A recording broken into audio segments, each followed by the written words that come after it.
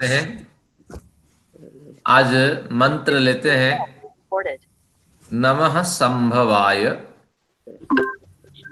ओम नमः संभवाय च मयो भवाय च नमः शंकराय च मयस्कराय च नमः शिवाय च शिवतराय च। ओम शांति शांति शांति।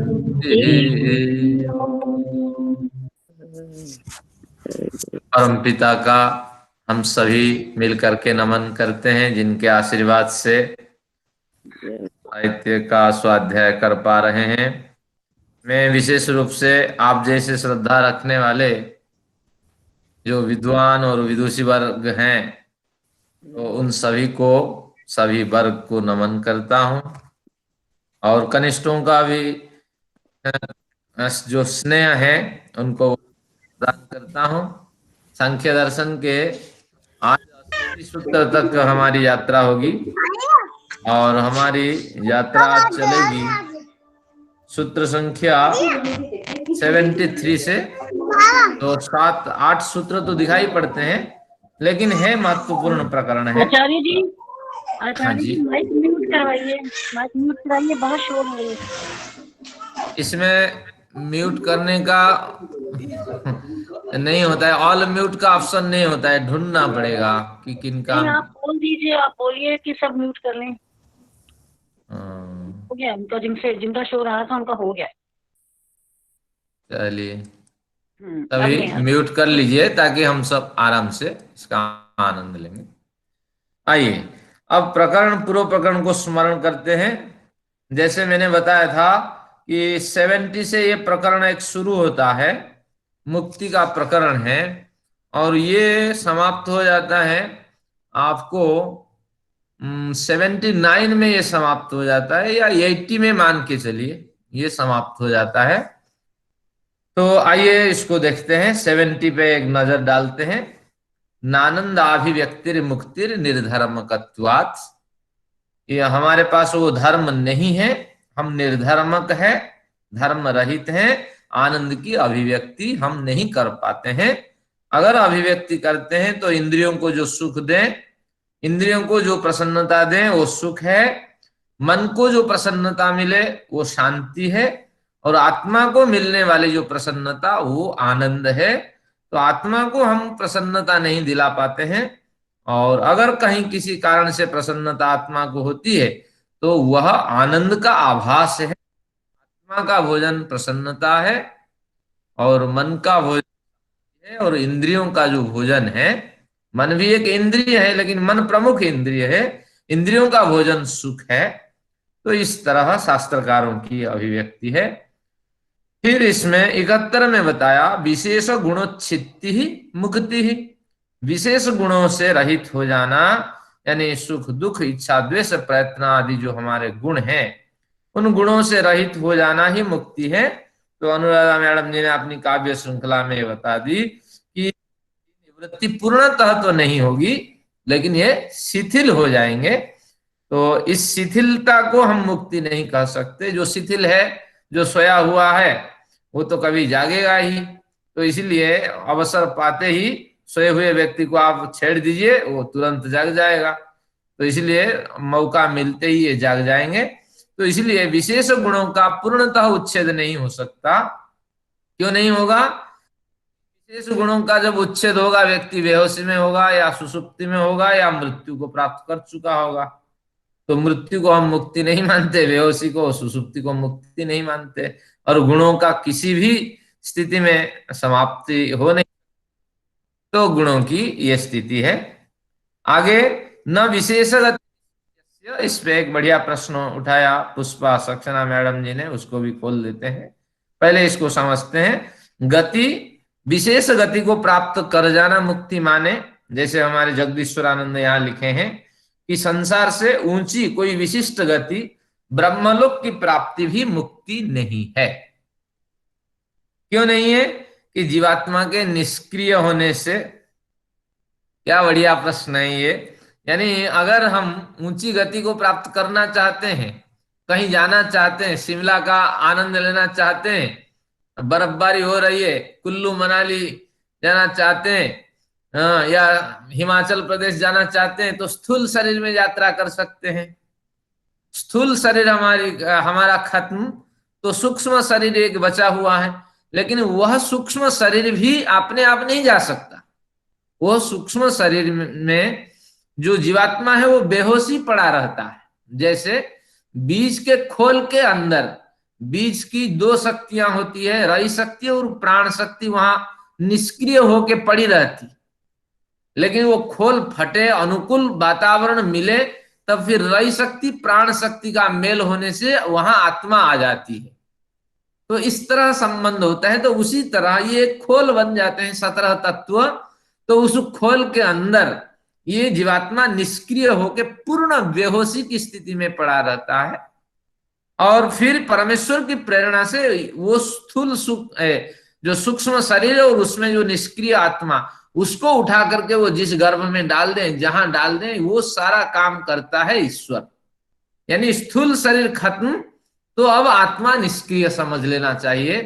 क्योंकि वह सूक्ष्म शरीर में तो ज्यों का त्यों बनी रहेगी, लेकिन निष्क्रिय ही माना जाएगा। और मुक्ति लोक क्या है? एक एस्केप वेलोसिटी होती है साइंस में। यानी हमें ग्रेविटेशन को, धरती के ग्रेविटेशन को क्रश करके स्पेस में पहुंच जाना है। तो उसके लिए उसके आंकड़े बनाए जाते हैं कि कितने फ्यूल इसमें लगाने से धरती के ग्रेविटेशन को क्रश करके ये स्पेस में ये रॉकेट पहुंच जाएगा। तो उसी हिसाब से वो ईंधन लगाते हैं और थोड़ा ज्यादा लगाते हैं ताकि वो पहुंच जाए किसी तरह। तो उसी तरह रॉकेट छोड़ देने के बाद जब स्पेस में वो पहुंच जाता है रॉकेट, तो वो फ्यूल खत्म हो जाते हैं। तो उसी तरह ये जो सूक्ष्म शरीर है, वो उस सूक्ष्म शरीर धीरे धीरे अभौतिक संस्कारों को इकट्ठा करके एक जन्म से दूसरे जन्म, दूसरे जन्म से तीसरे जन्म, इस तरह हजारों जन्म लेता लेता अनुभव प्रौढ़ हो करके इस आत्मा को बस जीवन मुक्त की स्थिति से वह क्या करना चाहता है कि उसको परमेश्वर के जो आनंदमय लोक है, जिसमें यत्र ज्योति रजस्रम, जो जिसमें किसी ज्योति की आवश्यकता नहीं है। गीता की पंक्ति लीजिए, न तद भाषयते सूर्य न शशांक न पावक। वहां सूर्य की कोई आवश्यकता नहीं है, क्योंकि सूर्य से भी वो कई गुना तेजस्वी है, वो लोक है। न शशांक, चंद्रमा की भी कोई आवश्यकता नहीं है, न पावक है, भौतिक अग्नि की भी वहां कोई आवश्यकता नहीं है। यदगत्वा न निवर्तन्ते तद्धाम परमम मम। उस लोक को जो एक बार जाता है वो आता तो है, लेकिन बड़े लंबे समय के बाद आता है। कितने भी कैलकुलेशन कर लीजिए, आपके कैलकुलेशन वहां पर्याप्त काम नहीं देने वाला है। तो इस तरह गीता में जिस बात कही गई, यही स्तर है। हम बद्धात्मक स्तर में, लेकिन जो हमारा सूक्ष्म शरीर है वह अगर धीरे धीरे परिमार्जित हो गया तो हम जीवन मुक्त को प्राप्त कर सकते हैं। और इसी स्तर के अंदर ही परमेश्वर का निवास है। परमेश्वर कण कण में रहते हैं।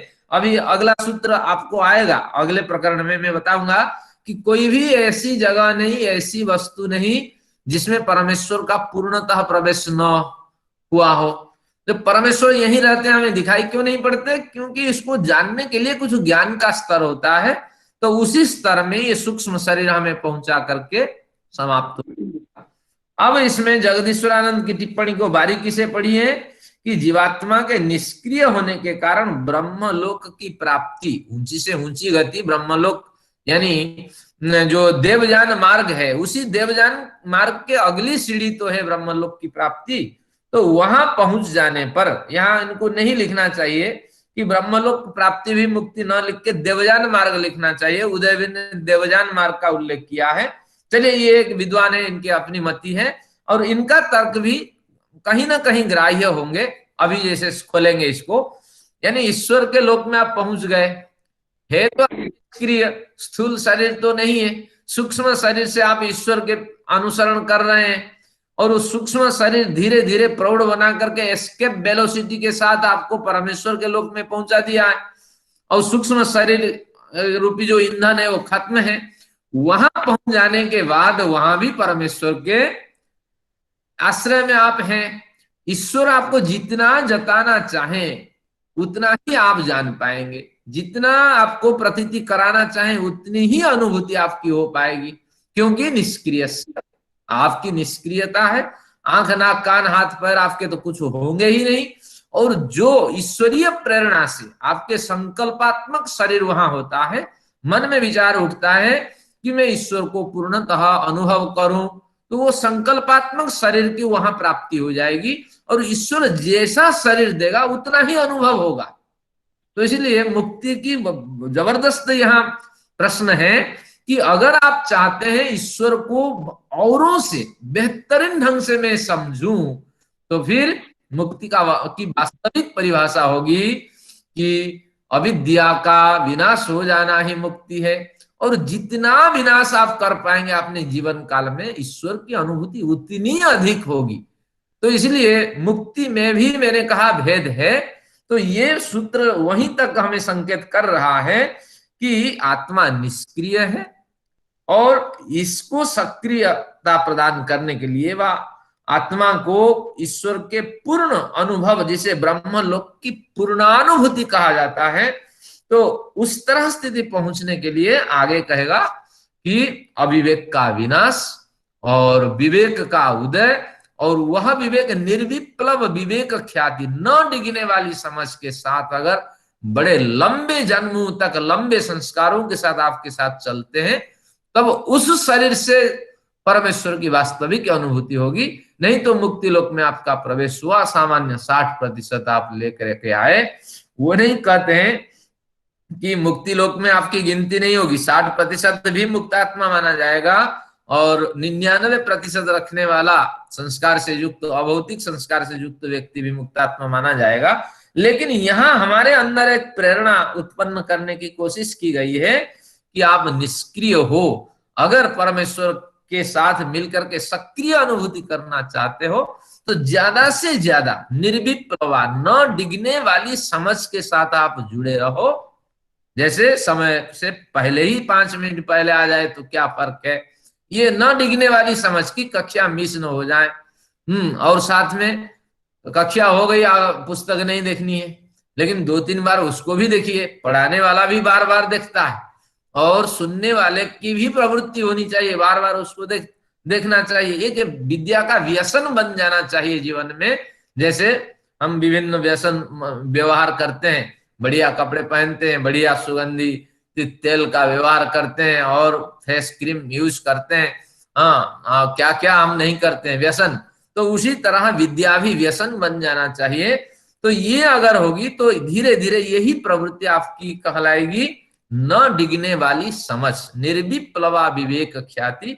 और इस तरह प्रवृत्ति अनेक जन्मों से अगर आपके साथ चलती रहेगी तो अनेक अभौतिक संस्कार होंगे, और अनेक अभौतिक संस्कार में जब मुक्ति लोक में प्रवेश करेंगे तो वह जन्म सार्थक माना जाएगा। क्योंकि मुक्ति लोक की बात कल मैंने करते करते 2 बातें कही थी, क्षीणोदर्क मुक्ति और भूमोदर्क मुक्ति। मुक्ति भी 2 तरह के हैं इस ज्ञान के हिसाब से। क्षीणोदर्क, क्ष में क मूर्धन्य स क्ष वाला बड़ी की मात्रा, क्षीणोदर्क, उदर्क यानी गति, क्षीणोदर्क मुक्ति और भूमोदर्क मुक्ति। जो क्षीणोदर्क मुक्ति है वो प्रमुख मुक्ति है, क्योंकि आपने वासनाओं को क्षीण करके संस्कारों को बटरते हुए बड़े संघर्ष के साथ आपने यात्रा की, और उससे आपको पूर्ण अनुभूति होगी। वो सबसे मुक्ति की ऊंची स्थिति है क्षीणोदर्क मुक्ति। और भूमोदर्क मुक्ति, जीवन में कोई बढ़िया मोड़ मिल गया और उस मोड़ से किसी व्यक्ति से परिचित हो गए, जो समय तो बीत गया, लेकिन जितना समय बचा उसी में अगर आप तपोनिष्ठ हो गए तो मुक्ति लोक में भी आपका प्रवेश हो जाएगा। तो जब भावनाएं अंदर निष्काम होने लगी और परिवर्तन अचानक व्यक्ति के जीवन में हो जाता है, जैसे मैं उदाहरण देता हूं, ध्रुव के नाम आपने सुना होगा। ध्रुव जो था क्या था कि वो विमाता का संतान, उसके 2 माँ थी और बाप तानपद था।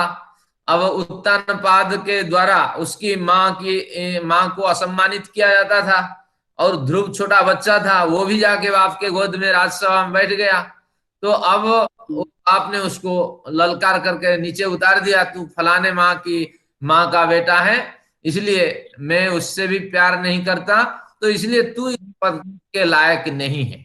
ध्रुव को जो निकाल लिया, ध्रुव जंगल में चला गया। माँ से पूछा कि माँ आगे क्या करना, हमें तो निरादर की स्थितियां मिल रही है, अब क्या करना। तो माँ ने संयोग से बोला कि अब ईश्वर को ही पुकारा, हम कुछ नहीं कर सकते, हमारे पति है उसके विरुद्ध में भी नहीं जा सकते, और जो हमारे पिता का घर है, जो राज्य है, वो इतना समृद्ध नहीं कि इनको हरा करके हमें अपना अधिकार दिला सके, अब ईश्वर से तुम प्रार्थना करो। तो इसी भावना से ध्रुव घर से निकल गया। बच्चे होते हैं, आवेश में आके निकल जाते हैं, लेकिन नारद मिल गए, उनको बढ़िया पढ़ाए, 5-7 साल में बढ़िया ज्ञान दिए, और नारद ने कहा अब घर चले जा, कि इस ज्ञान के बल पे तू भूमोदर्क मुक्ति को प्राप्त कर सकता है। तो फिर उसने समझ लिया था क्षीणोदर्क मुक्ति भी एक है। तो उसने कहा जब पूरी आयु मेरी निर्धारित है, तो ये पूरी आयु को मैं साधना के मार्ग में क्यों न लगाऊं। तो इसीलिए उन्होंने उस समय राजपाट स्वीकार नहीं किया, लेकिन वो साधना में लीन हो गए, अब उनको कोई आवश्यकता नहीं राजगद्दी। तो क्षीणोदर्क मुक्ति की प्रतीक्षा करते रहे, और पूरी आयु जो नेचुरल डेथ है, प्राकृतिक मृत्यु है, उसकी प्रतीक्षा करते रहे। तो इस तरह मुक्ति के 2 स्रोत होते हैं। तो ये जो सूत्र हमें कह रहा है, विशेष गति निष्क्रिय से ब्रह्मलोक की प्राप्ति हो जाने पर भी तृप्ति नहीं है। यह ब्रह्मलोक की प्राप्ति, यह भूमोदर्क लोक की प्राप्ति है, लेकिन ब्रह्मलोक में भी हमें क्षीणोदर्क मुक्ति की प्राप्ति चाहिए।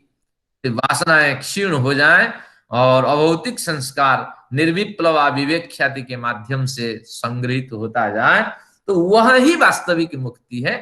तो इस तरह यहाँ हमें संकेत है। हम तो चाहते हैं कोई सी भी मुक्ति वो मिल जाए, बंधन से मिल जाए, लेकिन ईश्वर ही जानता है कि कौन सी मुक्ति दिलानी है, या फिर मेरी तो हो जाएगी आचार्य जी। पितृजान या देवजान, या दोनों से रहित नरक जान, जिस जन्म में निर्णाम कृष्णातीति नरकम। नरक किसे कहते हैं? जिस जन्म में मनुष्य को कष्ट होता है, सभी साधन है, कोई कठिनाई नहीं है, लेकिन भयंकर परिस्थितियां वहां उत्पन्न होती है। आप लंगड़े हो गए हैं, अंधे हो गए हैं, बधिर हो गए हैं, हाँ, आपकी किडनी फेलुअर है, डायलिसिस पे है, ये सब नरक की यातना है। कोई नरक अलग नहीं होता है। 84 नरक की चर्चा है। 84 क्या, जितनी योनियां हैं उतनी नरक का आप कल्पना कर लें, और उससे अधिक नरक भी हो सकते हैं। जिस जन्म में मनुष्य को कष्ट मिलता है तो वह भी नरक है। केवल मनुष्य को विचार करने के लिए दिया गया कि मनुष्य के लिए नरक है। मनुष्य अपने ज्ञान से भी अनुमान लगा लेता है, पशु योनियों में भी उनको नरक की प्राप्ति हुई होती है, लेकिन उसका निर्णय मनुष्य ही कर सकता है। इसलिए निर्णाम क्लिश्नात ये व्युत्पत्ति कर दी गई है कि मनुष्य ही ये निर्णय कर लेता है। पशु है, देखिए कुत्ते होते हैं, उनके टांगे टूटी हुई होती है, कैसे दुख से तड़पते हुए वो जीवन जीते हैं, वो भी भयंकर नरक है। तो एक तो पशु योनि में जन्म है, और भोग योनि, और वहां कुछ करना नहीं, भोगना है, और उसमें पैर किसी के टूटे हुए होते हैं, किसको कई तरह की बीमारियां हैं, भोजन की समस्याएं हैं, कहीं आप रह भी नहीं सकते, मच्छर और जो जानवर है उन पे हमले करते हैं, ठंड भी उनको छोड़ती नहीं है। तो इस तरह आप समझ लेना चाहिए, नरक की कोई पृथक अस्तित्व नरक का नहीं है। पद्म पुराण में, शिव पुराण में, लिंग पुराण में नरक की बड़ी चर्चा है। जब व्यक्ति मर जाता है, सनातनी परंपरा में, हमारे यहाँ क्या होता है, गरुड़ पुराण का पाठ होता है, उसमें 84 नरक का कथन है। और क्या नरक है, एक बार उसकी झलक में दिखा देता हूं। एक होता है कुंभी पाक नरक। कुंभी, कुंभ मटकी, और उस मटकी, क्या इसमें वर्णन है कि जीवात्मा को मरने के बाद यमदूत लोग ले जाते हैं। केवल सुन लीजिए, फिर तार्किक समीक्षा करेंगे। यमदूत लोग ले जाते हैं, जिनके बड़े बड़े दांत होते हैं, बड़े बड़े सींग होते हैं, और ले करके ये लोग उस बड़ी सी मटकी होती है, उसके अंदर डाल देते हैं। 10-15 जीवात्माओं को डाल करके फिर नीचे आग जलाते हैं और कुंभ से पाक कर देते हैं। 5-7 सेकंड 5-7 मिनट के अंदर बस आपकी जीवनचर्या खत्म।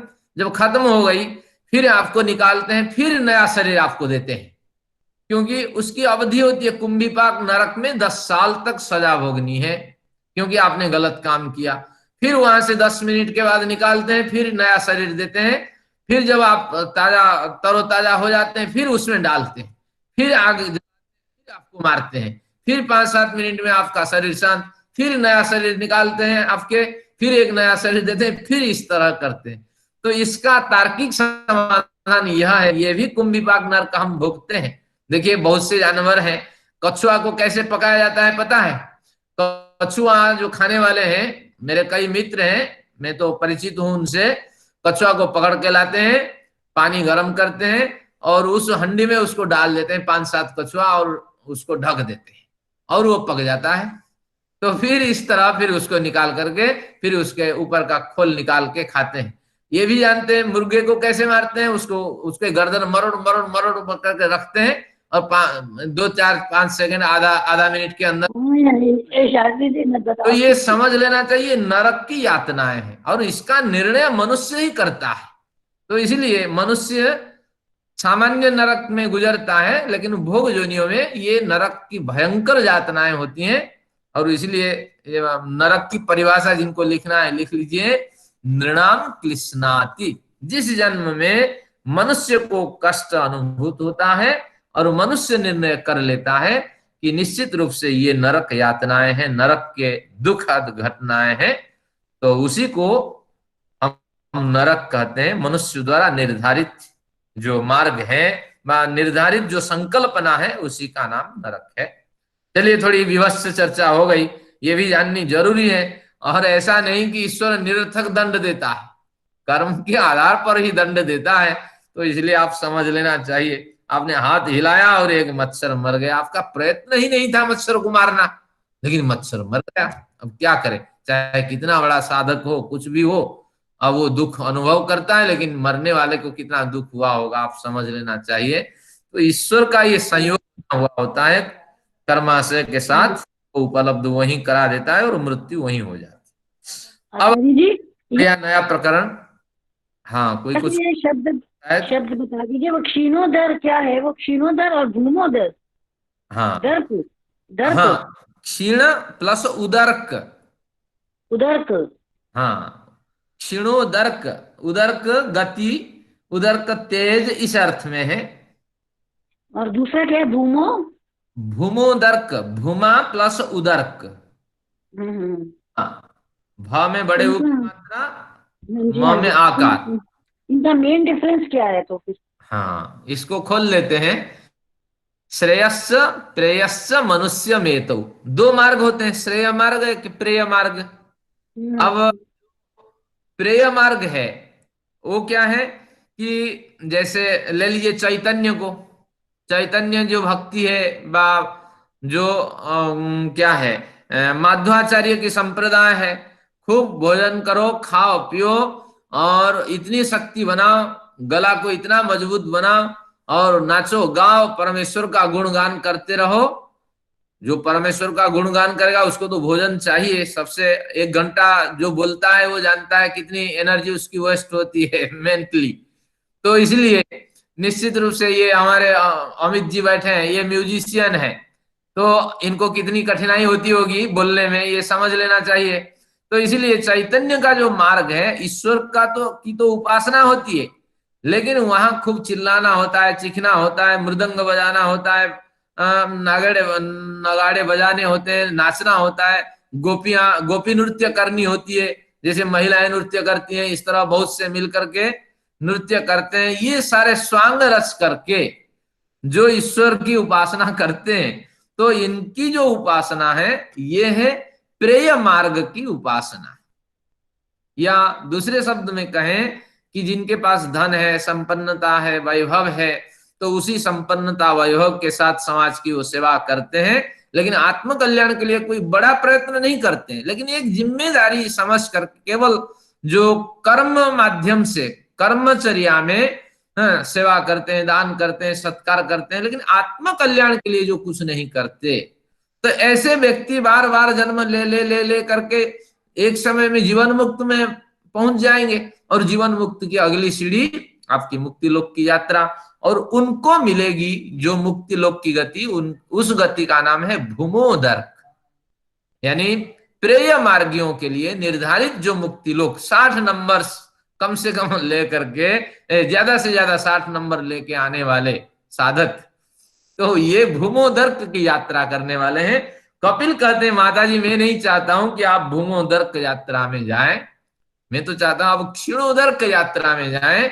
जैसे हमारे ईशोपनिषद में कहा गया, हमें तो समाज के काम करने हैं, लेकिन इसके साथ हमें ईश्वर उपासना भी करनी है। तो विद्या और अविद्या ये दोनों साथ साथ चलनी चाहिए, यानी समाज के काम करते हुए अपने आत्म कल्याण के लिए अगर हम ज्यादा प्रयत्न करते हैं, श्रम करते हैं, तो निश्चित रूप से ऐसे साधक बार बार जन्म ले करके, जैसे आज मर जाए तो वही प्रवृत्ति अगले जन्म में मिलेगी, तो फिर उसी प्रवृत्ति के साथ व्यवहार करते हुए अगले जन्म उससे और थोड़ी बढ़िया प्रवृत्ति मिलेगी। तो इस तरह विद्या और अविद्या, अविद्या का अर्थ क्या है? ज्ञान। अविद्या का अर्थ है कर्म और उपासना, और विद्या का अर्थ है कि ज्ञान, जो ज्ञान आर्ष साहित्य प्रतिपादित ज्ञान है, तो उनके मनन चिंतन स्वाध्याय प्रवचन लेखन इत्यादि करना, तो ये ज्ञान है। और दूसरा है, विद्या का एक अर्थ और भी है कि उसी मार्ग पे निरंतर चलना, उस मार्ग से कभी विचलित नहीं होना। विद्या अगर निर्विप्लवा विवेक ख्याति को प्राप्त करती है तो निश्चित रूप से न डिगने वाली स्थिति से युक्त विद्या ही विद्या कहलाती है। और सामाजिक सेवा और ईश्वर स्मरण मेडिटेशन आदि ये अविद्या कहलाती हैं। तो ये दोनों साथ साथ लेकर के जो यात्रा करते हैं, और ऐसे व्यक्तियों को अगर जीवन मुक्त की स्थिति प्राप्त हो जाती है तो वो क्षीणोदर्क मार्ग में चले जाते हैं, और ये श्रेष्ठ गति है। तो यहाँ जो 71 का सूत्र है, कहा नहीं 72 का सूत्र है, तो वही कह रहा है कि ब्रह्मलोक की प्राप्ति भी मुक्ति नहीं है। तो हम चाहते 73 लोक की प्राप्ति हो, क्षीणोदर्क मुक्ति के नाम से उसको हम जाने। इसकी चर्चा छांदोग्य उपनिषद में है, कभी उसको पढ़ेंगे तो विषय क्लियर होगा।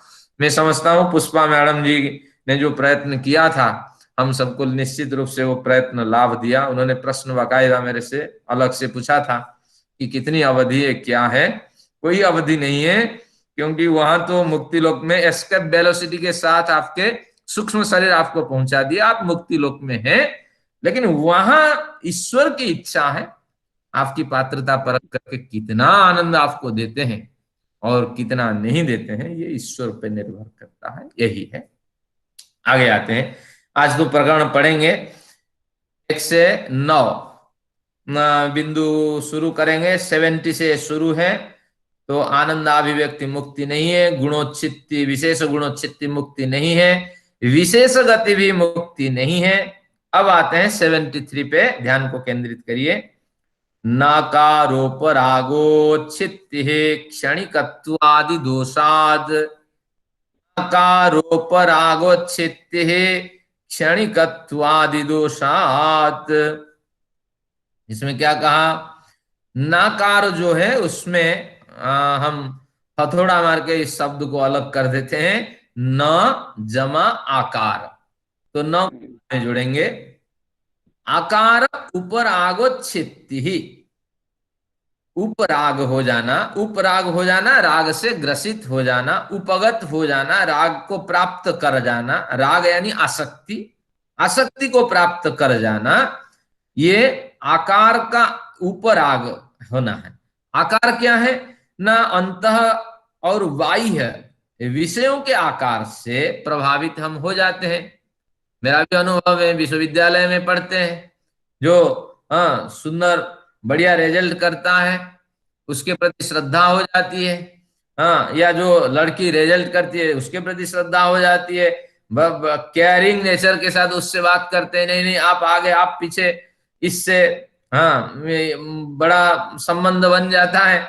तो इसीलिए ये अंतःकरण और बाह्यकरण, अंतः और बाह्य विषयों से बाह्य विषय जो है उन विषयों से, उन विषयों में जो आकार है, जो स्वरूप दिखाई पड़ते हैं, अंत और बाह्य विषयों के जो स्वरूप दिखाई पड़ते हैं, उसके प्रति स्वतः हमारे एक उपराग उत्पन्न हो जाता है, एक आसक्ति उत्पन्न हो जाती है।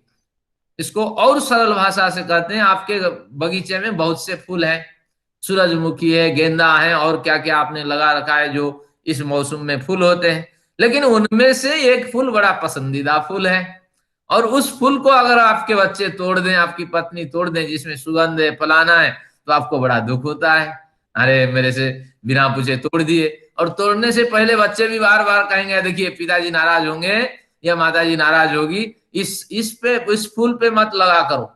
यानी कुछ विशेष प्रीति होती है जिनमें, जिनके आकार से, जिनके स्वभाव से, जिनके बाह्य और आंतरिक विषयों के प्रति हमें प्रसन्नता मिलती है, वो एक तरह का आकार है, उस आकार में उपराग उत्पन्न हो जाता है, आसक्ति उत्पन्न हो जाती है, और जिसके कारण हम बंध जाते हैं। तो इसीलिए कहते हैं कि जिन जिन विषयों के प्रति हमारे उपराग हुआ है, वही विषय ही बांधने वाले होते हैं। इसको और बढ़िया बताया जाए, घर में सब्जी बनी है और आपकी पसंदीदा सब्जी बनी है, और आप चाहते हैं कि आपको ज्यादा मिले, अगर सामान बांट दिया जाए, तो जो व्यक्ति चाहता है कि मुझे ज्यादा मिले, उनके मन में अंदर से कहीं ना कहीं थोड़ी सी भावना होती है। इसलिए ये आपका एक तरह का बंधन है। आप सब लेते हैं, आप भोजन आदि लेते हैं, ये ज्ञान आपको रखना पड़ेगा, गुरुकुलीय ये शिक्षा है, जो आपको मिल गया समझ लेना चाहिए, वही पर्याप्त है, और उतना ही आवंटन समान रूप से सबके लिए है। अगर बीच में बढ़िया सब्जी है, थोड़ी मांगना शुरू करते हैं, तो ये आकार में उपराग हो गया। आज सब्जी बढ़िया बनी है, और है क्या, इतना कहते ही पत्नी समझ जाएगी कि हम मांगने वाले हैं, ले जाओ। लेकिन देते वक्त अंदर से भावना होती है कि देखिए मेरा हिस्सा है वो कम हो रहा है। तो इस तरह किसी भी वस्तु के प्रति आसक्ति न रखें।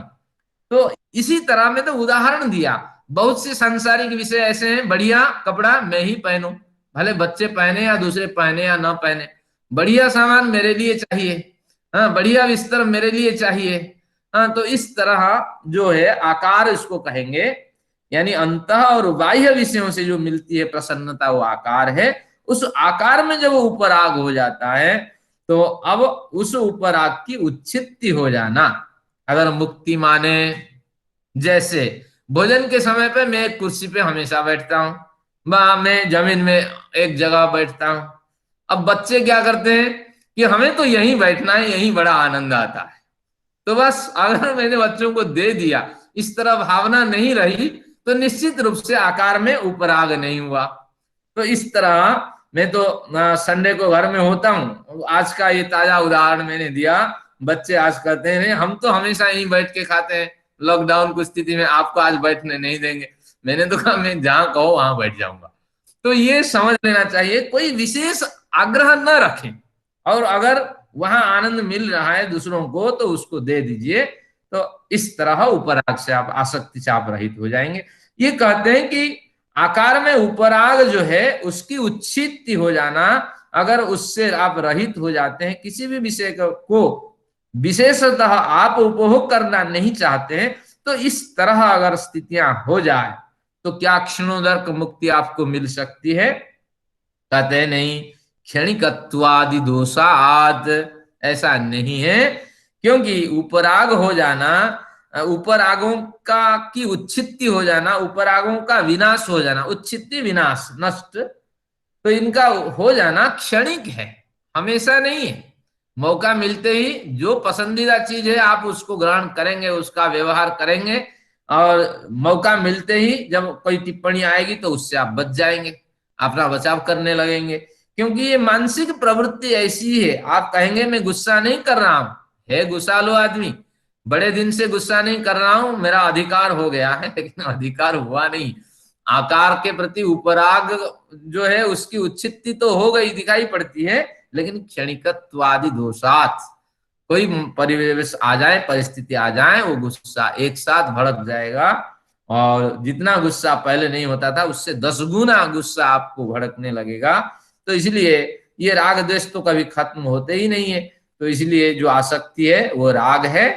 तो रागों के रहित हो जाना अगर मुक्ति कोई माने ये संभव नहीं है। क्षणिकत्वादि दोष, ऐसे में क्षणिकत्वादि दोष होते हैं। एक बढ़िया उदाहरण देता हूं, जैन साधु, एक दिगंबरी और एक श्वेतांबरी, दो साधु होते हैं। जो दिगंबरी एक साधु रहे, मैं सागर विश्वविद्यालय में कुछ समय के लिए रहा, एमपी सागर में, मध्य प्रदेश में। तो उसमें क्या है कि वो जो दिगंबरी साधु रहे उनके आश्रम में भी जाता रहा और सूचना मिली कि आश्रम का जो प्रमुख है वो वस्त्र नहीं पहनते थे, लेकिन एक महिला के साथ वो भाग गए। आप समझ लेना, इससे अनुमान लगाइए कि दिगंबरी संत जो केवल नंगे रहते हैं, इतनी इनमें आसक्ति नहीं होती है, बिल्कुल आसक्ति खत्म करने वाला ही दिगंबर व्रत लेता है। और इतने तरह के वस्त्र पहनते हैं, कई तरह के अपने बचाव करने के लिए लगते हैं, वो उन्मुक्त घूमते हैं।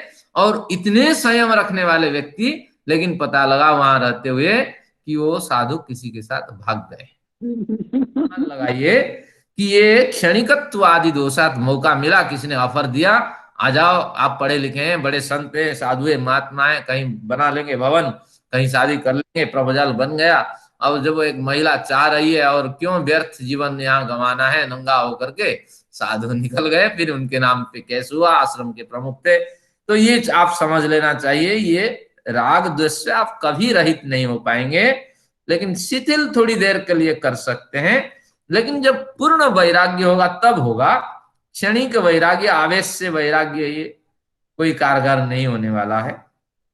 आइए, न सर्वोच्छित्तिर पुरुषार्थत्वादि दोषात, यहां भी एक बढ़िया बात है कि वो साधु जो भाग गए वो नंगा होकर के आश्रम के प्रमुख क्यों बने? आसक्ति थी। अरे जिन्होंने सब कुछ त्याग कर दिया है, एक आश्रम के प्रमुख अगर हो जाता है तो आसक्ति अंदर कहीं कहीं छिपी हुई थी, तभी तो ये स्थितियां उत्पन्न हुई। और जो वस्त्र तक भी जिसने त्याग कर दिया, आश्रम के प्रमुख होने का क्या आनंद है, तो उसको जो ले रहा था, इस तरह आसक्ति हमें पकड़ लेती है। और बड़े साधु संत महात्मा आश्रम में रहते हैं, बड़े प्रवचन करते हैं, उपदेश करते हैं, तो ये सब अंतर्निहित आसक्ति से युक्त होते हैं। मौका मिला तो उसका बड़ा फायदा है, वो उठाते हैं। आगे देखिए, न सर्वच्छित्तिर अपुरुषार्थत्वादि दोषात, इसमें बहुत बढ़िया बात कही।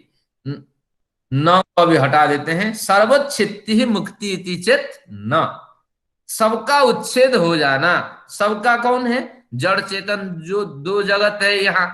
हम चेतन जगत है, चेतन प्राणी है, और जड़ जगत हमारे साथ है। तो इन सबका उच्छेद हो जाना यानी प्रलय प्राप्त कर जाना। प्रलय में तो सब मर जाएंगे।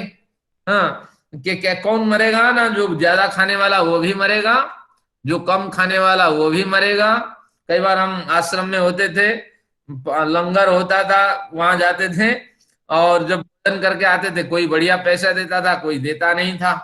तो बच्चे क्या टिप्पणी करते थे, भैया तू भी मर के जाएगा निगमबोध घाट, और हम भी मर के निगमबोध घाट जाएंगे।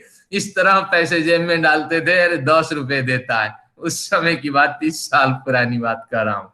10 रुपए देता है और इतना बड़ा पेट निकाल करके चलता है, मोटी सेठानी। ये हमारी शब्दावली थी। तो यही मैं कह रहा हूं कि अगर इस तरह अगर बात करें, न सर्वच्छित्तिर अपुरुषार्थ, सब कुछ उच्छित्ति हो जाना, सब किसी का विनाश हो जाना, प्रलय काल की बात करें तो प्रलय काल ही मुक्ति है। अगर इस तरह हम माने, सब वहां खत्म हो जाते हैं। कहते हैं नहीं, ये भी नहीं हो सकता। क्यों? अपुरुषार्थत्वादि दोषात, इसमें अपुरुषार्थ दोष उत्पन्न हो जाएगा। अपुरुषार्थ दोष का मतलब है कि प्रलय काल में सब मर गए, सब समाप्त हो गए। अगर सब कुछ समाप्त है तो कौन मुक्ति लोक को प्राप्त किया, कौन मुक्ति लोक को प्राप्त नहीं किया, कौन बंधन में है, ये निर्णय कैसे हो? ये एक बड़ी समस्या उत्पन्न हो जाती है कि बढ़िया साधु संत वो भी मृत्यु को प्राप्त किया, और जो दुष्ट व्यक्ति वो भी मृत्यु को प्राप्त किए। अगर कहेंगे सभी की मुक्ति हो जाती है तो फिर ये साधु संत महात्मा व्यर्थ ही पुरुषार्थ करते रहे, ये सब बेवकूफ रहे। और जो बढ़िया समाज को चकमा दे करके राजनेता आदि बन करके जीवन जिए, तो वास्तविक वो सही जीवन जिए। तो इस तरह अगर सिद्धांत है तो सब गलत काम करने लगेंगे, अरे मर जाना ही मुक्ति है, यही परिभाषा होगी। चाहे प्रलय में मर जाए या शरीर से शांत हो जाए तो भी मर जाए। तो एक संप्रदाय बृहस्पति आचार्य करके है, उनका एक संप्रदाय है, उन्होंने तो यही कहा, ऋणम कृत्वा घृतम पिबेत, खूब मस्त रहो, शरीर शांत होने की प्रतीक्षा करो और खूब लोन फोन लो और खाओ पियो, मर जाओ, बस काम खत्म। मर जाने के बाद कौन देखता है क्या करता है, किस तरह पत्नी बच्चे अगर कोई पकड़ के ले जाता है, ले जाए ले जाए, शरीर से रहित हो जाना ही मुक्ति है। तो इस तरह की परिभाषा होगी तो फिर कोई प्रयत्न नहीं होगा, समाज में आप जी नहीं पाएंगे, आपको कोई जीने ही नहीं देगा, क्योंकि आपसे ही छिना झपटी शुरू हो जाएगी। तो इसलिए अपुरुषार्थत्वादि दोष होगा, कोई प्रयत्न नहीं करेगा, कोई पढ़ाई नहीं करेगा, कोई धन उपार्जन नहीं करेगा, और सब चोरी छिना झपटी में लगे रहेंगे। तो इस तरह ये जो हमने पढ़ा 74 है, इसकी संख्या 5 है। मुक्ति के 9 सूत्र बताएंगे, तो ये संख्या 5वें सूत्र, 5वां बिंदु है कि जड़ चेतन वस्तु मात्र का विनाश हो जाना ही मुक्ति, ये परिभाषा ग्राह्य नहीं है। आगे आते हैं 75 पे आ जाइए। न देशादि लाभ है, न देशादि लाभ होपि मुक्ति ही। हाँ, अपि शब्द से अपुरुषार्थ खींचेंगे, क्योंकि सूत्रों में अनुवृत्तियां होती है इसकी पुष्टि के लिए। अब अपि को अभी छोड़ देते हैं, न को भी छोड़ देते हैं। देशादि लाभ मुक्ति, अगर ये परिभाषा करते हैं, किसी देश विशेष की प्राप्ति हो जाना, देश विशेष की प्राप्ति हो जाना ही मुक्ति है। कोई कहें अमेरिका में पहुंच गए, या क्या पहुंच गए, इंग्लैंड में पहुंच गए, या जो बढ़िया संपन्न देश है और जिसमें बढ़िया न्याय व्यवस्था है, तो इस तरह देश में पहुंच गए, और धर्म कर्म आदि जिस देश में प्रबल होते हैं तो उस देश में पहुंच गए, तो देश हो गया, देश की प्राप्ति हो गई। तो उसी तरह मुक्ति लोक एक देश है, वहां पहुंच गए, शिवलोक हो, वैकुंठ लोक हो, कैलाश लोक हो, किसी देश लोक को, किसी देश को प्राप्त कर जाना अगर कोई मुक्ति माने।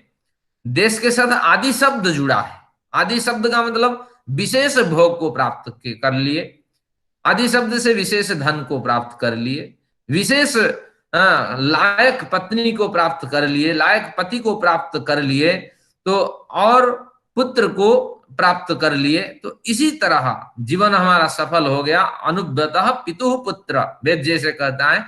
तो ऐसे हमारी चाहत के अनुसार अगर हमें देश मिल जाए, भोग मिल जाए, धन मिल जाए, और पत्नी मिल जाए, पति मिल जाए, पुत्र मिल जाए, तो निश्चित रूप से यही तो मुक्ति है। और मुक्ति क्या है? बहुत से लोग तर्क देते हैं बिल्कुल सुखद जीवन हमने जिया, यही तो मुक्ति है, मुक्ति की और कोई परिभाषा नहीं है।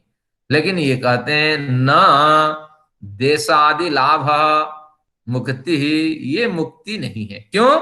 अपुरुषार्थत्वात्, वहीं पिछले से ये प्रकरण आ जाएगा कि अपुरुषार्थत्वात्, अब कोई प्रयत्न ही नहीं करेगा। अरे प्रयत्न करने की आवश्यकता नहीं है, आप सुबह उठते ही आपको नौकर चाकर मिल गए, पत्नी आपकी सेवा करने वाली है, बस उसी सेवा में आप बह जाएंगे।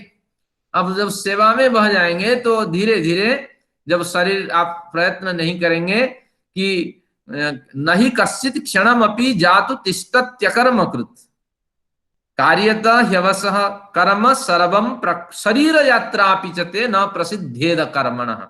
एक गीता की एक पंक्ति है, अगर आप सुख भोगते रहेंगे, अब सब कुछ आप कहते ही, अनिल अंबानी अगर मुंह खोलते ही सब कुछ उसको मिल जाए, लेकिन ये क्या कहता है, शरीर यात्रा पिचते, जो शरीर है उसकी जो यात्रा है, चलना है, मोशन क्लियर करना है, और कई बीमारियों से रहित होना है, ये कुछ आपका काम नहीं करेगा, आपके ऑर्गन्स काम ही नहीं करेंगे, आप डायलिसिस पे होंगे या कई तरह की समस्याओं पे आप गुजरेंगे।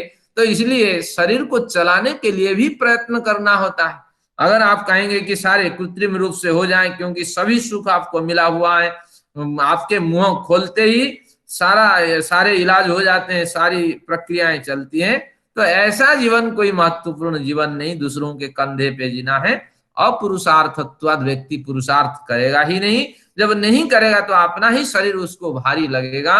और सेवकों से पूछिए जो आपकी सेवा करते हैं वो कितने गालियां देते हैं, आपको कितनी गालियां देते हैं, ये बुढ़िया परेशान कर रखी है, ये बुढ़ा परेशान कर रखा है, ये कब जाएगा, मैं भगवान को क्या 2 नारियल चढ़ाऊंगा, 1 नारियल चढ़ाऊंगा, सेवक के पास पैसा कहाँ आएगा, 1 नारियल चढ़ाऊंगा। तो ये आप समझ लेना चाहिए। ये कहते हैं देशादि लाभ मुक्ति नहीं है। जो सुखद जीवन आप जो जी रहे हैं, आपके पास धन है, संपन्नता है, पत्नी बच्चे लायक है, बढ़िया नौकरी या पेंशन मिलती है, ये सब मुक्ति की परिभाषा में नहीं आती हैं। क्योंकि इसको करते हुए दूसरों पे जब हावी होते हैं तो आपके पुरुषार्थ नहीं होता है, यही पुरुषार्थ तो आपको ऊपर ले जाता है। तो इसलिए अपि शब्द से आप पुरुषार्थ खींचेंगे, ये भी मुक्ति का सोपान नहीं है, इसको भी हम मुक्ति नहीं मान सकते। अगली पंक्ति देखिए 76, न भागी योगो भागस्य, न भागी योगो अभावस्य, ये 7वां बिंदु है। अब भागस्य लेते हैं, ये एक बढ़िया प्रकरण मैंने कहा था आगे आने वाला है। देखिए भागस्य, भाग अंश को कहते हैं, और भागी किसे कहते हैं ना, जो कंप्लीट यूनिट है उसको भागी कहते हैं। तो हम भाग हैं, हाँ मैंने सुना है अंश है तुम्हारे, इस तरह एक भजन हमारे सामने आता है, आर्य समाजी भजन के रूप में इसको लोग गाते हैं, लेकिन ये सरासर 100% गलत है। क्यों, इस सूत्र को पढ़ लेने के बाद स्पष्ट हो जाएगा। भाग यानी अंश, ये सिद्धांत कहता है मैं अंश हूं, और भागी कौन है ना, पूर्णतः परमात्मा भागी है।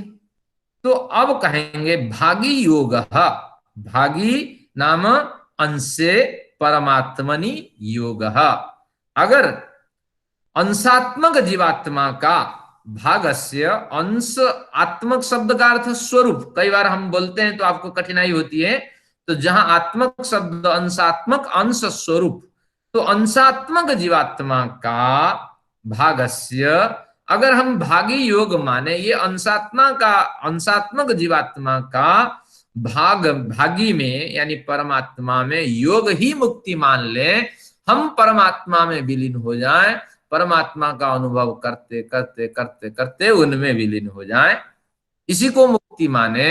जिस समय आप मेडिटेशन करते हैं, तो मैंने कल कहा था कि संपूर्ण सृष्टि को एक सर्कल के समान मानिए, जहां भी आप बैठे हैं वो केंद्र बिंदु, क्योंकि सर्कल में जहां भी पॉइंट आप खींचिए वो केंद्र बिंदु है। तो उस केंद्र बिंदु में बैठ करके सोचिए कि मैं ईश्वरीय आनंद में सराबुर हो रहा हूं, ऊपर नीचे बाएं दाएं अंदर बाहर सब कुछ परमेश्वर में मैं तैर रहा हूं, सब सर्वत्र परमेश्वर विद्यमान है। तो इस तरह जो भाग है, अंश है, वह अगर परमेश्वर में आपको स्थापित करके सोच लें, यही मुक्ति है। बस शरीर छूट जाने के बाद परमेश्वर में मिल जाना ही मुक्ति है। इस तरह शंकर के सिद्धांत को यहाँ लताड़ दिया है। हमारे त्रिखा मैडम जी समझने वाली है, बारीकी से समझिए शंकर की कहाँ गलती हुई है, कि अगर इस तरह शरीर छूट जाने के बाद अगर ये जीवात्मा रूपी छोटा सा अंश जो परमात्मा का कहा जाता है वो परमात्मा में विलीन हो जाए, उसी को मुक्ति माने। कहते हैं ना, शंकर ने क्यों इसको नहीं देखा, मुझे यही दुख होता है, इतने बड़े आचार्य ये सूत्र को नहीं देखे। क्यों क्यों नहीं है, क्योंकि आप बताइए कौन सा ऐसा अंश है जिसमें ईश्वर न बसता हो। जीवात्मा के कण कण में जब ईश्वर बस रहा है, फिर जीवात्मा उसको मेडिटेशन के माध्यम से अनुभव कर रहा है, फिर यहाँ क्यों प्रश्न उठता है कि शरीर छूट जाने के बाद यही जीवात्मा परमेश्वर में मिल जाता है। तो ये सरासर बेवकूफी कथन है। तो इसलिए ये सिद्धांत 100% गलत है कि हम परमात्मा के अंश हैं और परमेश्वर में मिल जाएंगे। ये सूत्र उसको स्पष्ट कर दिया कि इसको हम मुक्ति नहीं मान सकते। हर पल हम ईश्वर से जुड़े हुए हैं। जिस समय हमारा ज्ञान नहीं होता है, हमें अनुभव नहीं होता है, लेकिन ज्ञान उदय हो जाने के बाद ईश्वर के अंदर तो हम रम ही रहे हैं। छूट जाने के बाद भी जो निष्क्रिय जीवात्मा है, जिसके स्थूल शरीर अब यात्रा नहीं कर सकते, सूक्ष्म शरीर भी निष्क्रिय है, एक खोल के समान उसको लपेट रखे हैं, वो भी परमेश्वर की प्रेरणा से यात्रा कर रहा होता है। तो ऐसी स्थिति में इससे और क्या बेहतरीन स्थिति हो सकती है कि ईश्वर से आप मिल जाएंगे, आपको मुक्ति मिल जाएगी। तो इसीलिए ये कहते हैं ये भी मुक्ति नहीं है। आपके अंश स्वरूप परमेश्वर में भागी में, यानी अंश स्वरूप परमेश्वर में मिल जाना मुक्ति अगर कहेंगे तो ये ना, इसको हम मानने के लिए तैयार नहीं है। तो फिर अगर कहते हैं, फिर कहते हैं, आठवां बिंदु उठाते हैं, नाणीमादि योगो अपि अवश्यम भावित्वात् तदुच्छित्तेरितर योगवत्। यहाँ जो सनातनी लोग हैं उनको बड़ा दुख होगा इस सूत्र को समझने के बाद। आपने सोचा, तो आपने रामायण से सुना होगा, हनुमान लिखा है कि हनुमान रामायण में लंका में पहुंचे, देखे चारों प्रहरा दे रहे हैं, तो अब वो डर करके हनुमान उनको भयभीत न कराकर उनके विशाल रूप को छोड़कर वो लघु रूप हो गए और लंका के अंदर प्रवेश कर गए। उस कपाट में जो हवा जैसे छिद्र था उसी में प्रवेश कर गए। तो सनातनियों का तर्क है हनुमान को अणिमा लघिमा आदि सिद्धि में स्पष्ट करूंगा आगे, तो सिद्धि थी इस तरह प्राप्त, तो हनुमान सूक्ष्म होकर अंदर प्रवेश कर गए। लेकिन ये मच्छर है, क्योंकि जब योग दर्शन जो नहीं पढ़े हैं वो इस तरह कह सकते हैं सृष्टि क्रम के विपरीत कुछ नहीं होता है। हनुमान को इधर जाते हुए बड़े समय हो चुके हैं, एक भी ऐसा व्यक्ति इस सिद्धि से युक्त नहीं हुआ जो हवा के समान बन करके जो दरवाजों के छिद्र है उसके अंदर घुस करके चले जाए।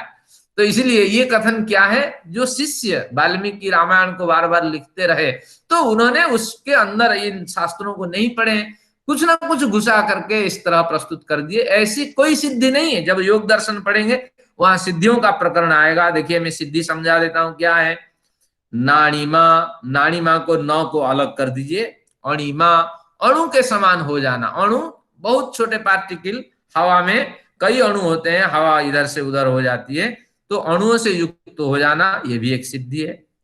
अणिमा आदि, आदि से 8 सिद्धियां मैं गिना देता हूं। आदि क्या है, अणिमा लघिमा, लघु हो जाना, पहाड़ बहुत सा बड़ा पहाड़ है और लघु हो जाना, लघु हो जाना यानी पहाड़ रुई के समान अनुभूत होना, ये भी एक सिद्धि है। अणिमा लघिमा, व्याप्ति, व्याप्ति व्यापक हो जाना, जैसे कृष्ण व्यापक स्वरूप धारण करके प्रकट हो गए। कहाँ प्रकट हो गए, उस कुरुक्षेत्र में मैदान पे, तो उसी तरह व्यापक स्वरूप धारण कर लेना। या जैसे व्यापक स्वरूप धारण के पुतना को जो मारे तो उस समय कृष्ण इतना वजन हो दार हो गए कि वो गिर गए, पुतना गिर गई और मर गई।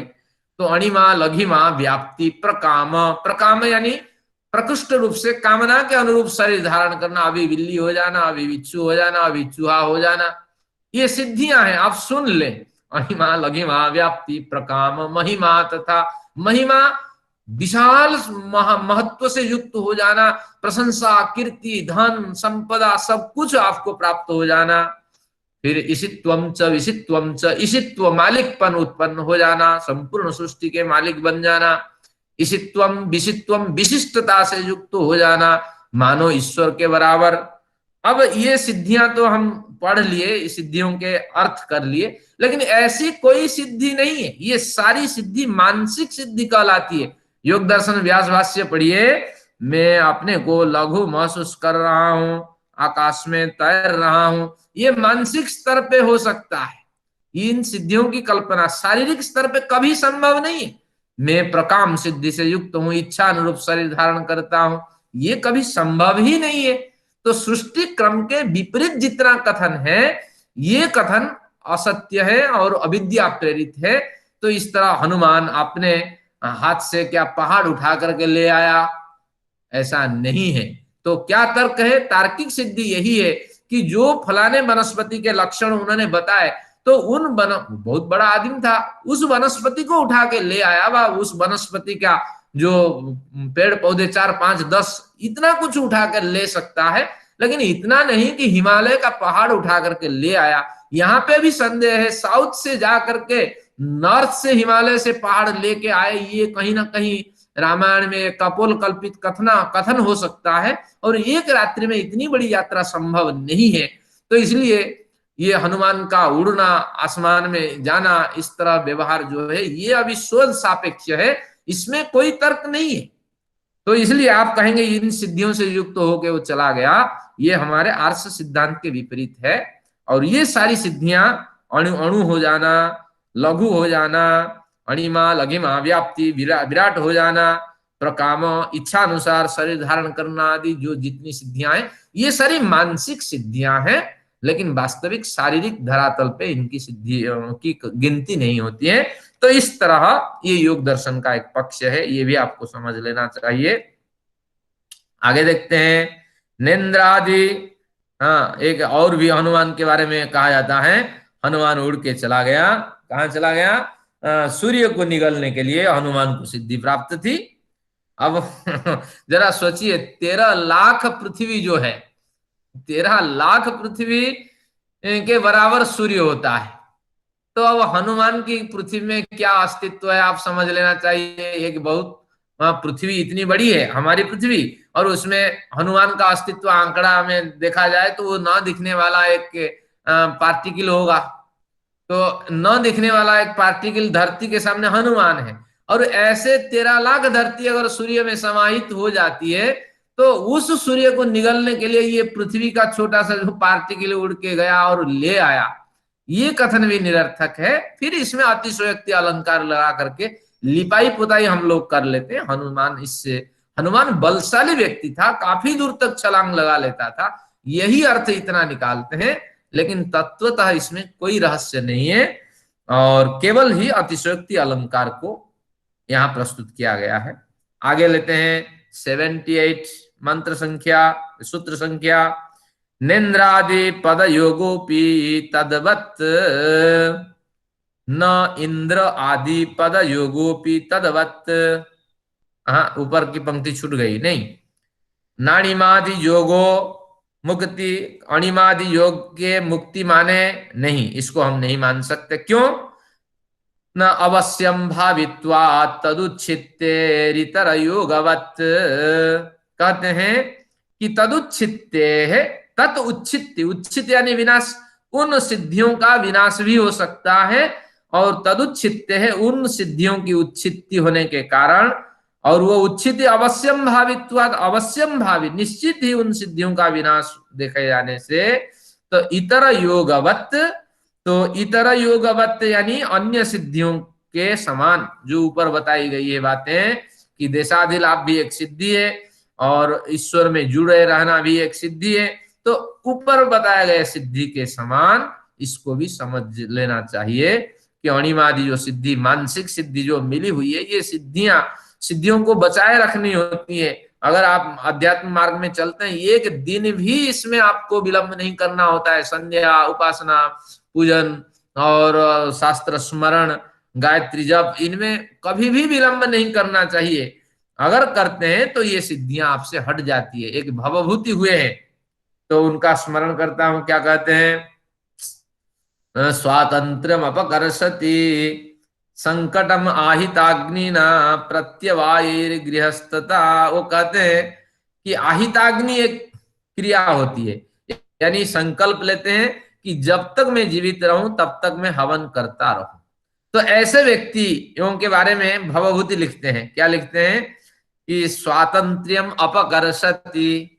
ये व्यक्ति स्वयं ही सोचते हैं कि हमारी तो स्वतंत्रता ही नहीं रही, क्योंकि हमारी ये जो आहिताग्नि है, समय पे ही हवन करना है सुबह शाम, ये हमारी स्वतंत्रता ही ये क्रिया छीन ली है। तो इस तरह वो बड़े दुखी होते हैं। तो तात्पर्य ये हुआ कि अगर ये तो भवभूति का कथन है, लेकिन जो संकल्प लेता है वो तो बड़ी श्रद्धा के साथ अनुष्ठान करता है। लेकिन भवभूति कहता है कि दूर से दिखाई पड़ता है कि ये लोग बड़े दुखी रहते हैं और कहते हैं हमारी कोई स्वतंत्रता ही नहीं रही। तो उसी तरह अणिमादि जो सिद्धियां मिलती हैं, मानसिक सिद्धियां, ये सिद्धियां अगर आपकी साधना में कहीं विघ्न होता है तो ये सिद्धियां धीरे धीरे चली जाती है आपसे, और आपको सफलता तक ये नहीं पहुंचाने वाली होती है। तो इतर सिद्धि आगे ऊपर बताएगी सिद्धि के समान समझ लेना चाहिए। 78 पे चलते हैं। निंद्रादि पद योगोपि तदवत, न को हटा दीजिए, इंद्रादि पद योगोपि तदवत। इंद्र शब्द यहाँ कोई इंद्र, चंद्र, वरुण, कुबेर का कथन नहीं है। इंद्र, इंद्र यानी इंदी परम ऐश्वर्य, इंद्र राजा के अर्थ में है। अगर आप बड़े भूखंड के राजा है तो आप इंद्र हैं। तो संपन्नता से, बड़ी संपन्नता से, प्रतिष्ठा से किसी राज्य के प्रधानमंत्री बन जाते हैं या राष्ट्रपति बन जाते हैं तो आप इंद्र के पद के वाच्य होते हैं, जो सबसे बड़ा पोजीशन है। तो इस इंद्र आदि, आदि शब्द से आप ले लीजिए, इस तरह अगर बड़े प्रतिष्ठित धनपति हो जाते हैं, या अगर विश्व में पहले नंबर का आप धनपति माने जाते हैं, या जिस देश में होते हैं उस देश का नंबर 1 धनपति माने जाते हैं, या उस देश का बड़े विद्वान, सबसे उत्कृष्ट कोटि के विद्वान माने जाते हैं, तो ये सब आदि शब्द से आप ले लीजिए। ऐसे पद मिल जाने पर भी, राजनेता हो, विद्वान हो, धनपति हो और शारीरिक बल, बाहुबली भी हो, तो इस तरह अगर आप माने जाते हैं, या डॉक्टर हो, इंजीनियर हो, अगर पद प्राप्त करते हैं तो आप इंद्र है। तो इन पदों की प्राप्ति भी मुक्ति नहीं है, क्योंकि बड़े श्रम से पद प्राप्त किए जाते हैं, लेकिन इसको मुक्ति की संज्ञा हम नहीं दे पाते हैं। क्यों? कारण देते हैं तदवत, क्योंकि ये पद भी आपसे छूट जाना है। मोदी महाराज कितना काम कर रहे हैं, जिस दिन इनकी पार्टी गिर जाएगी, मोदी की कोई मतलब कोई तारीफ करने वाला ही नहीं रहेगा। अब सारा जो सिक्योरिटी जेड कैटेगरी के वो भी हटा दिए है, अब इनकी क्या स्थिति रहेगी ये भगवान जाने। तो इसलिए समझ लेना चाहिए कि कितना भी बड़ा पद मिल जाए उससे कुछ नहीं होता है, और तद्वत ये भी विनाश बिना तदुचित है अवश्यम भावित्वात्, इनका उच्छेद होना अवश्यम भावी है, और ये इंद्राधिपत चले जाएंगे। और कहीं से चूक हुई है तो दूसरे लोग आप पे हमला करके इस पद को छीन लेंगे। तो अब फिर ये जो 9 बिंदु हमने अभी अध्ययन किए, इन 9 बिंदुओं से अब हमें ये मिला कि मुक्ति बहुत बड़ी स्थिति है। तो मुक्ति क्या है? अब मुक्ति वही है, आगे उसको उल्लेख नहीं करते हैं। अब जिनको पेन है वो लिख सकते हैं। मुक्ति क्या है कि अज्ञान की निवृत्ति और प्रकृति पुरुष की, अज्ञान की निवृत्ति और प्रकृति हाइपेन पुरुष की विवेक ख्याति ही मुक्ति है। ये 9 पदों को तिरस्कार करते हुए उन्होंने बताया कि यही है, पहले बता रखे हैं। और फिर सांख्य दर्शन के 1.20 में हमने पढ़ा है तद्योगोप्यविवेकान्न, तद्योगो अविवेकात्, अगर हम बंधन को प्राप्त करते हैं अविवेक के कारण, और अगर हम बंधन से रहित होते हैं जिसे मुक्ति कहते हैं वो हमारे विवेक ज्ञान के कारण। तो इस दृष्टि से एक दूसरी परिभाषा मुक्ति की हो सकती है कि अविवेक का विनाश और निर्विप्लव विवेक ज्ञान की प्राप्ति ही मुक्ति है। अविवेक का विनाश और निर्विप्लव, न डिगने वाली समझ से युक्त विवेक ज्ञान की प्राप्ति ही मुक्ति है।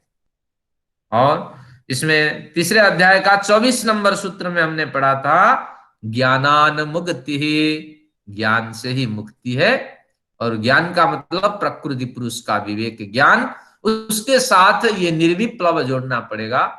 निर्विप्लव विवेक ख्याति से युक्त होना ही ज्ञान है, उसी ज्ञान से मुक्ति की प्राप्ति होती है। और बंधु विपर्जयात, इस मार्ग से विपरीत जो मार्ग है उसमें हमारा बंधन होता है। तो 79 का भी थोड़ा पढ़ लेते हैं ताकि आपको स्पष्ट हो जाए। समाधि सुसुप्ति मोक्षेषु ब्रह्म रूपता, ये जो ब्रह्म रूपता, यहाँ आपको क्या कहेंगे इसको, इव, इव यानी रूपक अलंकार है। ब्रह्म रूपता, मुख कैसा है? चंद्रमुखी, किसी व्यक्ति का नाम है चंद्रमुखी, चंद्र जैसा मुख। तो इसको चंद्र जैसा मुख करेंगे तो उपमा होगा। अगर चंद्र इव मुखम जस्य सा, यानी चंद्र ही उसका मुख है, इस तरह अभेद कथन जब होगा तो इस तरह कथन में आपको रूपक अलंकार होगा। हमारी विदुषी साहित्यिक मैडम त्रिखा जी समझ रही होंगी। यहां ब्रह्म रूपता का मतलब है ब्रह्म जैसा। यहां आप ये कर दीजिए ब्रह्म जैसा, या ये कथन उपमा परक कथन होगा। तो जैसे कहते हैं सर्वम खलविदम ब्रह्म, सब कुछ निश्चित रूप से ब्रह्म है, लेकिन सब कुछ ब्रह्म होने पर यहाँ जीवात्मा भी ये प्रकृति है। तो यहाँ आपको उपमा अलंकार की कल्पना करनी पड़ेगी। यानी हमारे साहित्य शास्त्र, इस शास्त्र को पढ़ने के लिए थोड़ा सा अलंकार का भी ज्ञान चाहिए। इसलिए साहित्यिक ज्ञान, उपमा किसे कहते हैं, रूपक किसे कहते हैं, अतिशयोक्ति किसे कहते हैं, ये अगर नहीं होगा तो ये प्रकरण खुलेगा नहीं। तो अब आते हैं, इसको खोलते हैं। समाधि, सुसुप्ति और मोक्षों में ब्रह्म जैसा अनुभव होता है। अब ब्रह्म जैसा अनुभव क्या है ना, चार अनुभव होते हैं, पहले चर्चा हो चुकी है। तो उसमें से कुछ ना कुछ अनुभव होता है। जब आप सुसुप्ति में होते हैं उस समय दुखों की निवृत्ति होती है। जिस समय समाधि में होते हैं तो उस समय दुखों की तो निवृत्ति होती है, साथ में वहां सबोध समाधि होती है। आपके अपने प्रयास से आप अपने पर विजय प्राप्त करते हैं तो प्रसन्नता भी होती है। तो यानी उसमें दुख निवृत्ति और प्रसन्नता, समाधि में दो स्थिति है। सुसुप्ति में केवल दुख निवृत्ति है और जागने पर थोड़ी प्रसन्नता होती है, लेकिन हमेशा नहीं होती है। आप दिन में सो जाइए, बढ़िया नींद आपको हो जाएगी, लेकिन उठने के बाद शरीर आपका जबरदस्त दर्द करने लगेगा, आपके अपच की स्थिति होगी, आपके पेनक्रियास काम नहीं करेंगे क्योंकि आपका अभ्यास नहीं है और सोने की। और अगर आपने दिन में एक बार सो लिया तो ये स्थिति में गुजरेंगे। तो इसलिए सुसुप्ति को हम आनंद देने वाला नहीं कह सकते। सुसुप्ति दुखों से रहित है और समाधि दुखों से रहित और आनंद प्रसन्नता देने वाला है, देने वाली समाधि है। और मोक्ष में क्या है कि ब्रह्म की आनंद का आभास होता है। आनंद आभास मुक्त नहीं, गलत कहा। समाधि में आनंद का आभास या प्रसन्नता है, मोक्ष में ही वास्तविक आनंद की प्राप्ति है। तो ये तीन कैटेगरी उन्होंने बना दी है कि आप सुसुप्ति से यात्रा शुरू करिए, बढ़िया प्रयत्न करिए, शारीरिक थकावट के साथ आप जीवन जिए तो बढ़िया निद्रा आपको आएगी, तो उससे दुखों की निवृत्ति होगी। समाधि में जाइए, आनंद का आभास या प्रसन्नता की प्राप्ति होगी, दुखों की निवृत्ति होगी। तो इन दोनों से गुजरते गुजरते एक समय आएगा जीवन मुक्त के की अगली सीढ़ी में आप पहुंचेंगे जो मोक्ष है। वहां ब्रह्म का निर्बाध उपलब्धि होगी ब्रह्म की, और निर्बाध प्राप्ति होगी। तो ये तीन कैटेगरी है, सुसुप्ति, समाधि और ब्रह्म मोक्ष। तो जो सुसुप्ति से यात्रा करेगा वही पहुंचेगा, जो हजारों चिंता से गुजरेगा। इसलिए ज्यादा चिंता न रखिए, व्यापार को ज्यादा न बढ़ाइए। अगर साधक हैं, अगर भोग भोगना है और आप चाहते हैं कि भूमोदर्क मुक्ति में जाना है तो आप जितनी संसार फैलाना चाहें फैलाइए, और प्रलय के अंत तक आप भूमोदर्क में यात्रा करेंगे। प्रायः लोग भूमोदर्क के ज्यादा होते हैं, क्षीणोदर्क के कम होते हैं। तो सुसुप्ति, समाधि, इस तरह जीवन जीते हुए मोक्ष को प्राप्त करिए, ब्रह्म रूपता को प्राप्त करें। और 80 के साथ आज का प्रकरण समाप्त होता है। मैं केवल 2 मिनट और लेता हूं। द्वयोः सविजम अन्यत्र तद्धितः। अब द्वयोः, तीन बातें बताई गई थी ऊपर। द्वयोः, पहले जो दो बताए, पहले कौन है, समाधि और सुसुप्ति, इन दोनों में सवीज, बीज तो बना रहता है, दुख तो बना रहता है। समाधि टूटने पर फिर आपको दुख मिलने लगता है, और निद्रा टूट जाने पर अगर आप बीमार हैं तो फिर वही दर्द, फिर वही पीड़ा, वही तकलीफ, वही उल्टी, वही पेनक्रियाज की समस्या, सिर में दर्द, वही फिर अनुभूत होने लगता है। तो इसलिए द्वयो हो, पहले जो दो है ये सबीज, बीज के साथ विद्यमान रहता है। जब तक आप भट्टी में होते हैं तो आग जैसा अनुभूति होती है। जैसे कोयला भट्टी में होता है तो जो अनुभव कोयले में होता है तो वही अनुभव आप में होता है। लेकिन समाधि टूटने पर, सुसुप्ति के टूटने पर फिर आपके सभी जी दोष फिर प्राप्त हो जाते हैं। लेकिन अन्यत्र तद्धितः, तत्हितः, हितः हा धातु से है, और जो अन्यत्र है, मोक्ष है, उसमें बीज नहीं रहता, वो निर्बीज समाधि होती है, निर्बीज मोक्ष की प्राप्ति होती है, निर्बाध मोक्ष की प्राप्ति होती है। वहां क्लेश, कर्म, विपाक, आश्रय से हम रहित हो जाते हैं और परमेश्वर के आश्रय में होते हैं। तो वह सबसे बेहतरीन स्थिति है तो इस तरह इन्होंने कहा कि सुसुप्ति समाधि कितना भी लगा ले, लेकिन उस समय ही आनंद मिलेगा और उत्तरवर्ती पर्याय में दुख मिलेगा। लेकिन हमें इस तरह करते हुए यात्रा करना है, और एक समय ऐसे आएगा कि हम मुक्ति लोक में पहुंचेंगे और वहां हमें निर्बाध ईश्वर का आनंद हमें मिलेगा। और इन दोनों में आनंद का आभास है, कहीं आनंद की प्राप्ति भी नहीं है, दुख निवृत्ति मात्र है। तो इस तरह यह स्थिति है। ये सूत्र भी महत्वपूर्ण है, 79 है। तो अगर आप आज देख लीजिए, आपने को अगर सुखद निद्रा से सो जाते हैं तो समझ लेना चाहिए निश्चित रूप से आप समाधि की ओर बढ़ रहे हैं। और अगर समाधि सुसुप्ति आपके संयमित है तो मुक्ति आपके निकटवर्ती है। तो इस तरह आपको समझना चाहिए। कपिल जी यही कहते हैं। आज तो बड़े समय ले लिए, 10 मिनट अत्यधिक, तो आप सभी के लिए फिर क्षमा प्रार्थी हूँ। मेरा तो कर्मा से बन गया है। आइए, कुछ चर्चा और आवश्यकता नहीं है चर्चा करने की, तो मैं ग्रुप खोल लेता हूँ, आप प्रश्न रखिए। आइए शांति पाठ करते हैं। समाधि सुसुप्ति मुख्येषु ब्रह्म रूपता। 89 सूत्र है और 9 सूत्र बच गए इस अध्याय के, अगले में पूरा कर देंगे। आइए शांति पाठ करते हैं। ओम द्यौः शान्तिरन्तरिक्षं शान्तिः पृथिवी शान्तिरापः शान्तिरोषधयः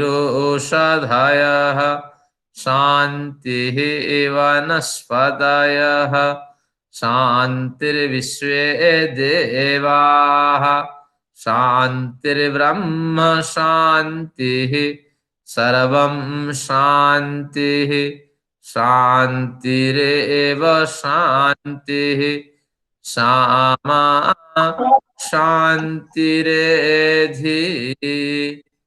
ओम शान्तिः शान्तिः शान्तिः।